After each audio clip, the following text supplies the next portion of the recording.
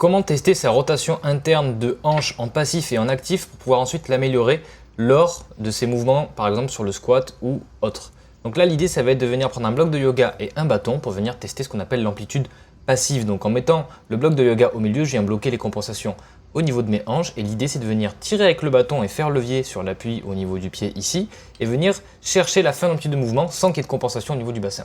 On refait la même chose de façon active pour voir la différence, filmez-vous bien, on fait pareil de l'autre côté. L'idée c'est de voir le gap qu'il y aurait entre la droite et la gauche, par exemple déjà en passif et en actif, et voir la différence que vous avez d'amplitude passive et active entre à droite et à gauche. Donc moi on peut voir que j'ai un déficit un peu à droite en termes d'actif par rapport au passif, et par contre j'ai une amplitude qui est déficitaire à gauche en termes d'amplitude passive et active, donc il faudrait travailler.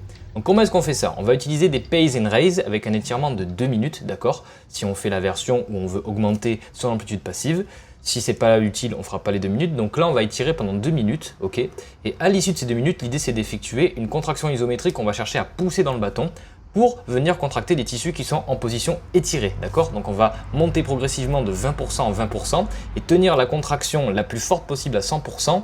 Pendant 10 secondes, donc ce que je suis en train de faire ici pour venir vraiment contracter les tissus un peu à l'intérieur au niveau de la capsule articulaire, ok. Et l'idée après ça va être de venir chercher à faire la contraction inverse, donc chercher à lever le pied du bâton et on va chercher à induire un peu plus de rotation, rentrer un peu plus de rotation. On imagine qu'on se tire un peu plus dans l'amplitude de mouvement en rotation interne en appuyant avec le bâton ici comme je fais. Donc là ça peut énormément cramper et on fera attention à ne surtout pas compenser avec rien du tout, donc le bassin qui pourrait se dérober ou ce genre de choses.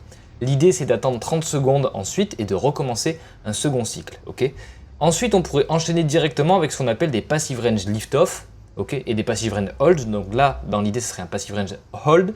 Donc je me tire en amplitude passive avec le bâton et je vais chercher à décoller mon pied du bâton, donc je ne peux pas. Et je vais relâcher progressivement le bâton et venir maintenir la contraction. Et donc ça apprend à mon système nerveux à créer de la force dans l'amplitude entre l'amplitude passive et l'amplitude active.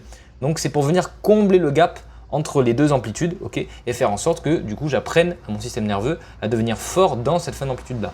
Donc ça peut être très pertinent pour améliorer votre squat, ok, et du coup améliorer vos amplitudes sur la rotation interne et externe. Donc là dans mon cas, ça serait plus utile que je le fasse pour ma jambe gauche parce qu'elle est beaucoup plus déficitaire que ma jambe droite, notamment utiliser des Pays and Raise pour la jambe gauche puisque j'ai besoin d'amplitude passive et d'ouvrir un peu cet espace capsulaire. Par contre, pour la jambe droite, ça serait plus intéressant que je fasse du renforcement en fin d'amplitude de façon active avec des passive range hold et des passive range lift off.